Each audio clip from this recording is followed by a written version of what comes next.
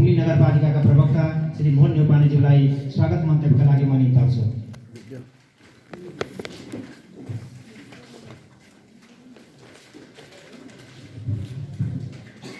धन्यवाद कार्यक्रम सञ्चालक भुला सर।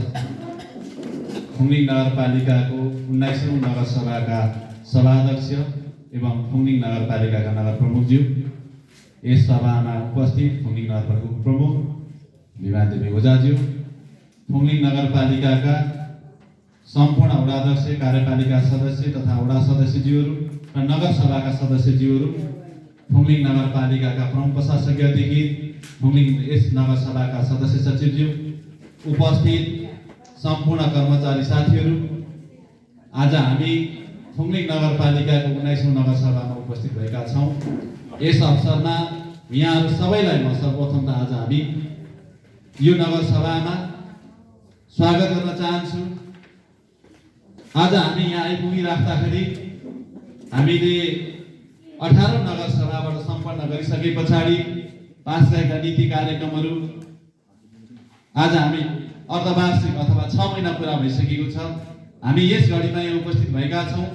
यो घडीमा हामीले बनाएका नीति कार्यक्रम र बजेटहरू कति के कार्यान्वयन भएनन् भन्ने एउटा समीक्षाको विषय छ भने अहिले हाम्रो अब हामीले आगामी भनेको 6 महिनाका लागि हामीले केही नीति कार्यक्रम र बजेटहरूलाई पनि थपगढ गर्नुपर्ने छ भने पनि हामीले प्रस्तावको रूपमा यहाँ लिएर आएका छौँ।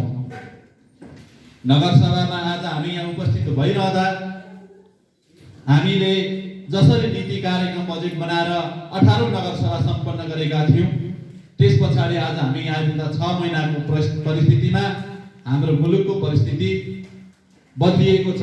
मुलुकको परिस्थिति फरक ढङ्गले अगाडि बढेको छ र हामीले अझै भन्ने हो भने आज यहाँसम्म आउँदा हामीले भदौको 23 र 24 गतेको घटना पछाडि हामी हाम्रो नगरपालिका मात्रै न सिङ्गो मुलुकै परिस्थिति फरक बनेको छ। यो फरक परिस्थितिमा हामी यहाँ उभिएका छौँ। यसले गर्दा मुलुक नै फरक ढङ्गमा अगाडि बढिसकेको अवस्थामा हामीले बनाएका नीति नियम अथवा हामीले बनाएका कार्यक्रमहरू, हामीले बनाएका बजेटहरू स्वाभाविक रूपले हामीलाई त्यसले प्रभाव पर्यो। त्यसको प्रभाव भनेको हामीले भन्ने हो भने हामीले सङ्घीय सरकारले दिने अथवा प्रदेश सरकारले दिने कार्यक्रमहरू अथवा हामीलाई आएको बजेट स्रोत जुन हिसाबले आउने हामी सङ्घीय सरकारले दिने हामीलाई स्रोत र साधन थियो, त्यसमा ठुलो परिवर्तन हुँदैछ र आज हामी यही घडीमा आइपुग्दा पनि हुनेवाला पनि छ। मैले किन यो कुरा तपाईँ हाम्रो बिचमा भने भन्दा हामीले जुन कार्यक्रम बनाएका थियौँ, जुन हामीले बजेट तथा नीति कार्यक्रम ल्याएका थियौँ, त्यसलाई ठुलो प्रभाव पर्दैछ। अहिले केही प्रभाव परेको देखिन्न, तर यसले चाँडै यसको प्रभाव आउँदैछ। किन आउँदैछ भन्दाखेरि हामी अहिले मुलुक भिन्न परिस्थितिमा गएका छौँ र हामीले चाँडै अब फागुनको 21 गते निर्वाचन हुँदैछ। यदि निर्वाचन हुने हो भने र हाम्रा आएका हिजोको स्रोत अनुसार आएका वित्तीय समानीकरणका पैसाहरू ल हामीले यही स्थितिमा जाने भने सधैँ मुलुक सही बाटोमा जाँदाखेरि, सही दिशामा अगाडि बढ्दाखेरि पनि हामीले सङ्घीय सरकारले, प्रदेश सरकारले जति पैसाको स्रोत साधन हामीले पठाएको थियो त्यति पर्सेन्टको हिसाबले आउँदैन थियो, त्यति पर्सेन्टको हिसाबले पठाउन सकिरहेको थिएन।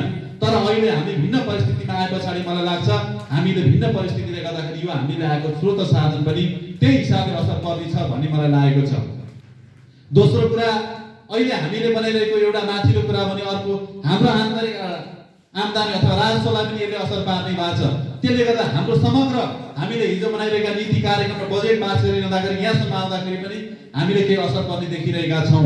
यो परिस्थितिमा हामी आइरहेका छौँ। आज हामीले यो परिस्थितिमा आइसके पछाडि हामीले सबैलाई भन्नुपर्ने जरुर छ, हामीले नगरवासीलाई नै भन्नु जरुर छ। आज हामी भिन्न परिस्थितिमा यहाँ उपस्थित भएका छौँ, भिन्न परिस्थितिमा हामीले नगरसभा गरिरहेका छौँ। एउटा अनुभूति अथवा हामीलाई फरक ढङ्गले हामी आइरहेका छौँ कि तपाईँ हामी आज यो परिस्थितिले हामीलाई यहाँसम्म नगर परिषद गर्न हामी यहाँ आइपुगेका छौँ। यसको मतलब के हो भन्दाखेरि हाम्रा कार्यालयहरू, हामीले बनाएका हाम्रो सभा हल, हाम्रा बैठक अथवा हामीलाई पनि असर पार्यो। यस अर्थले पनि आज हामी यहाँसम्म आइपुग्यौँ।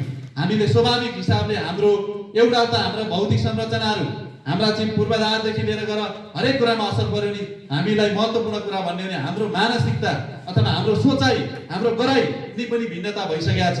हिजो हामीले बनाइरहेको नीति कार्यक्रम हामीले असारभन्दा अगाडि ल्याएको पास गरेको कुरा आज हामीले यो परिस्थिति बदलिँदो परिस्थितिमा हामीले फेरि एकचोटि पुनः मूल्याङ्कन गर्नु जरुर भएको छ। किन भन्दा मुलुकै फरक ढङ्गले गइरहेको छ। यस्तो अवस्थामा हामी आइपुगेका छौँ। यसको प्रभाव हामीले यसको असर नगरपालिका माथि मात्रै तलसम्म जाने स्थिति छ। अहिले मैले किन भने भन्दाखेरि हामीले छुट्याएका बजेटहरू, हामीले सबै नीति कार्यक्रमहरू हामीले कार्यान्वयन गर्दै जाने हो भने हामीलाई सोधको पक्कै पनि यो हामीले असारसम्म आउँदाखेरि हामीले जति सङ्घीय सरकारलाई दिने पैसा हो त्यति दिन सक्ने स्थिति छैन। त्यसले गर्दा त्यसका कार्यान्वयनमा हामी गयौँ भने के हुन सक्छ भन्दाखेरि हामीले तलसम्मका कतिपय चाहिँ उपभोक्ता समिति अथवा हाम्रा चाहिँ निर्माण व्यवसायी अथवा अरूले गरेका कामहरूलाई हामीले भुक्तान दिन नसक्ने अवस्था पनि छ। किन छ भन्दाखेरि तपाईँहरूलाई हामीले गत वर्षका अघिल्लो वर्षका हेर्दाखेरि मुलुक सही ढङ्गमा जाँदा राजस्व परिचालन राम्रो हुन सकेन, राजस्व राम्रो उठेन भने सङ्घीय सरकारले आउने हामीलाई बजेट घटाएर दिइरहेको थियो। हामीलाई आउने परारको सार 70-75% भन्दै थियो, लास्टमा आएर हामीलाई असारमा आएर 73% पैसा दियो। पोहोरको हिसाबले त्यस्तै गरी घट्यो। अहिले हाम्रो मुलुकै राजस्व उठ्ने स्थिति पनि छैन र मुलुकको बदलिँदो परिस्थितिमा अहिले हामीले केही भन्न सक्ने स्थिति पनि छैनौँ। सङ्घीय सरकारले पठाउने वित्तीय समानीकरणको जुन हामीलाई आउने पैसा आउन सकेन भने यसको असर हामी तलसम्म छौँ। आज हामी सबै कुरा चाहिँ यहाँनिर हामी भएका नगरसभाका सदस्यज्यूहरू हामी सबैले यो कुरालाई बुझ्नु जरुर छ। हामी सबैले यो कुरालाई ध्यान दिनु जरुर छ। त्यसले गर्दाखेरि हाम्रा योजना कार्यक्रमलाई पनि प्रभावित हुँदै गएका छौँ। अर्को एउटा पाटो पनि अर्को पाटो। अब हामी मुलुकमा यदि निर्वाचन आज हामी यो नगरसभासम्म आइपुग्दा कन्फर्म निर्वाचन हुन्छ या हुँदैन दोधारमा छौँ। किन मैले यो कुरा भने भन्दाखेरि तपाईँ हाम्रो बिचमा हामीले यो कुरालाई पनि हाम्रो कार्यक्रम बजेटमा चाहिँ असर पार्दछ। सर्वोच्च अदालतमा संसद पुनर्स्थापनाको लागि पनि मुद्दा चलिरहेको छ। सरकार निर्वाचनमा अगाडि गइरहेछ। यदि निर्वाचन नगरेर हामीलाई पैसा चाहिँ आउने दिन सकेन भने त अझै हाम्रो मुलुक हाम्रा योजना कार्यक्रमहरू चाहिँ प्रभावित हुने स्थिति छ। त्यो सन्दर्भमा पनि हामीले यहाँ आएका छौँ। तर जे भए पनि हामीले 6 महिना अगाडि हामीले बनाएको नीति कार्यक्रमलाई समीक्षा गर्ने गरी र आगामी दिनमा हामी अगाडि बढ्ने गरी हामी यहाँ आइपुगेका छौँ। अर्को कुरा, आज हामी करिब यहाँसम्म आइपुग्दाखेरि हामीले 4 वर्ष कार्यकाल पुरा गर्न लागेका छौँ। आदरणीय नगरसभाका सभाध्यक्ष लगायत सम्पूर्ण सदस्यज्यूहरू, अब हामीले जनताका बिचमा अथवा नागरिकका बिचमा हामीले नगरवासीका बिचमा भनेका हाम्रा हिजो हामी निर्वाचित भएर आएका प्रतिबद्धताहरू पनि नागरिकले सोध्ने पक्षमा छन्। हामीले भन्नुपर्ने अवस्थामा छौँ। अब हामी सहज परिस्थिति भयो, राम्रो भयो, मुलुक सही बाटोमै गयो भने अब हामी 2टा नगरसभा मात्रै गर्छौँ भनेको आगो यतिखेर गर्दै पछाडि मलाई लाग्छ आगो यतिखेर पछाडि हामी पनि हाम्रो स्थानीय तहको अथवा निर्वाचनमा उभिसकेका हुन्छौँ। त्यो सन्दर्भमा पनि हामी आइरहेका छौँ र आज हामीले यहाँसम्म आउँदाखेरि हामी निर्वाचित भएर अथवा हामीले यसलाई जोड्ने हो भने पहिलो नगरसभादेखि आउँदा 19औं नगरसभासम्म र हामी निर्वाचित भएको हिसाबले भन्ने भने झन्डै हामी 6औं 7औं नगरसभामा यहाँ आइपुगेका छौँ। त्यो सन्दर्भलाई जोड्ने हो भने हामी सबैले ममा गर्नुपर्ने स्थिति छ। हामीले हिजो भनेका नागरिकलाई भनेका प्रतिबद्धता, हामीले ल्याएका नीति कार्यक्रम, बजेट, हामीले गरेका समीक्षा, आफ्नो कार्यकालमा हामीले के गर्यौँ भने हामी सबैले मनन गर्नुपर्ने अवस्थामा हामी सिर्जना भएका छौँ।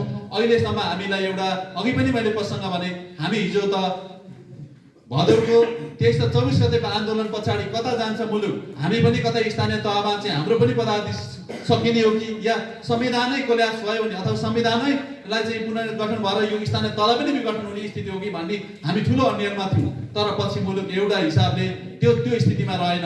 आज हामीले प्रतिनिधि सभा मात्र विघटन भएर एउटा हिसाबले छ। त्यसो भएकाले गर्दाखेरि त्यो स्थिति भएको भए आज हामी हामीले यो नगरसभा गर्ने गरी भेट हुन सक्दैनथ्यौँ। यसको मतलब के हो भन्दा आज हामी राम्रो गरी नगरसभा सम्पन्न गरेर गयौँ, तर भोलि हामी यहाँ निक्लेर गएपछि भरेर के हुने हो त्यो पनि टुङ्गो छैन। त्यसले गर्दा हामी 5 वर्षका लागि निर्वाचित भएर आएको पनि अहिलेसम्म मुलुकै अन्यल भएको